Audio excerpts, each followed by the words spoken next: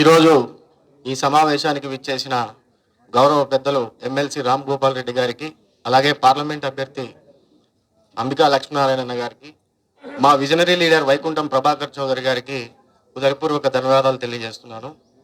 ఈరోజు ఈ మీటింగ్ పెట్టడానికి ముఖ్య కారణం తెలుగుదేశం పార్టీ అభ్యర్థిని దగ్గుపాటి ప్రసాద్ గారిని నియమించడం జరిగింది. కొంతమంది వ్యక్తులు ఈరోజు కొన్ని చెప్తా ఉన్నారు, ఎందుకు మీరంతా ఈరోజు ఇన్ని రోజులు పని చేయలేదు, 15 రోజులు పని చేయలేదు, మీరు బయటికి రాలేదు అని చెప్పేసి. 5 సంవత్సరాలు పనిచేసింది మర్చిపోయారా ఈరోజు అడుగుతున్న వ్యక్తులు? 5 సంవత్సరాలు మేము పనిచేసి ఇది చేసినందుకు 15 రోజులు రాకపోయేదానికి ఈరోజు మమ్మల్ని కొంతమంది క్వశ్చన్ చేస్తున్నారు. ఒకటే సమాధానం దానికి, 10 సంవత్సరాలు ప్రభాకర్ చౌదరి అన్న గారితో ప్రయాణం చేశాం. ఈరోజు ఆయనకి ఏదో అభ్యర్థిత్వం లేదని చెప్పేసి, ఎమ్మెల్యే అభ్యర్థి కాదని చెప్పేసి నిర్దాక్షిణంగా వదిలిపెట్టిపోవడానికి ఏమన్నా ఇక్కడ దొంగల ఏమైనా మేము నిఖార్సైన తెలుగుదేశం పార్టీ కార్యకర్తలు కాబట్టే, ఆయన నిర్ణయానికి కట్టుబడి ఉన్నాము కాబట్టే ఆయన చెప్తాడు, ఆయన కూడా పార్టీలోనే ఉంటారని చెప్పేశాడు. కాబట్టి మేము కూడా ఇన్ని రోజులు పనిచేసినందుకు ఆయనకి ఇచ్చే విలువ, ఆయన కూడా పార్టీకి వ్యతిరేకంగా ఏం పని చేయండి అని చెప్పలేదు. నిర్ణయానికి ఒక గౌరవం ఇచ్చి మనం కూడా కట్టుబడిపోతే మనకు కూడా అక్కడ గౌరవం ఉంటుంది. ఎందుకంటే ఇన్ని రోజులు పనిచేసి అతన్ని వదులుకోకుండా అక్కడే ఉన్నారంటే నిజమైన కార్యకర్తలు అని చెప్పేసి మనం ఒక గుర్తింపు తెచ్చుకుంటాం.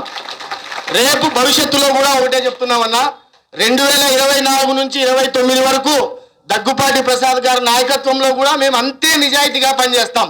తెలుగుదేశం పార్టీ నిజంగా 29లో కూడా అభ్యర్థిని మార్చాలన్న భావనలోకి వస్తే ఆయనను కూడా నిర్దాక్షిణంగా వదిలిపెట్టి రామని చెప్పేసి తెలియజేస్తున్నాం. ఎందుకంటే ఒక వ్యక్తి మన పైన నమ్మకం పెట్టుకొని ఉంటాడు అంటే వీళ్ళు నా మనుషులు నిజాయితీగా నా దగ్గర పనిచేస్తారని చెప్పి.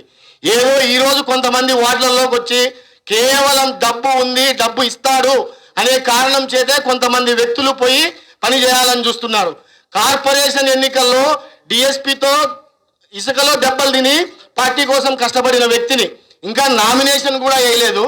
ఒక వ్యక్తి నాకు ఫోన్ చేసి, మహాలక్ష్మి శ్రీనివాస్ మేయర్ అయితే మనకు భవిష్యత్తు ఉంటుంది, మనకు తెలుగుదేశం పార్టీలో పనిచేసి అంటే వైఎస్ఆర్సీపీలో వాడు గెలిస్తే మనకు భవిష్యత్తు ఉంటుందా? ఒకసారి ఆలోచించండి అన్న మీరు కూడా. ఇక్కడ మేమంతా రేపు పని చేయడానికి సిద్ధంగానే ఉన్నాం. మా అభ్యర్థులకు ఎవరికైనా కానీ అవమానం జరిగితే, కొంతమంది వ్యక్తులు ఎవరైనా మా అభ్యర్థుల్ని ఇబ్బంది పెట్టాలని చూస్తే వ్యతిరేక బావుట వేయడానికి కూడా మేమంతా సిద్ధంగా ఉన్నాం. ఇది ఓపెన్ అన్న, మేము దాపరికాలు ఏమి ఉండవు. నాకు కాదు, నా అభ్యర్థి శ్రీవర్ధన్ అన్నకైతేనేమి కానీ, చేపల హరి అయితేనేమి, విజయశ్రీ అయితే ఎవరికైనా కానీ మేము పనిచేస్తున్నాం. పనిచేసిన వారికి విలువ ఇవ్వకోకుండా ఎవరో ఈరోజు వచ్చి 5 సంవత్సరాలు దూరంగా ఉన్న వాళ్ళని ఇది చేస్తే వాళ్ళకి విలువ ఇవ్వాలి. మా వాళ్ళకు కూడా విలువిస్తే మేము భుజాల మీద వేసుకొని పనిచేస్తాం తప్పితే, మా వాళ్ళకి అవమానం జరిగితే మాత్రం డైరెక్ట్ చంద్రబాబు నాయుడు గారికి వీడియో ద్వారా చెప్తామని కూడా తెలియజేస్తున్నాం.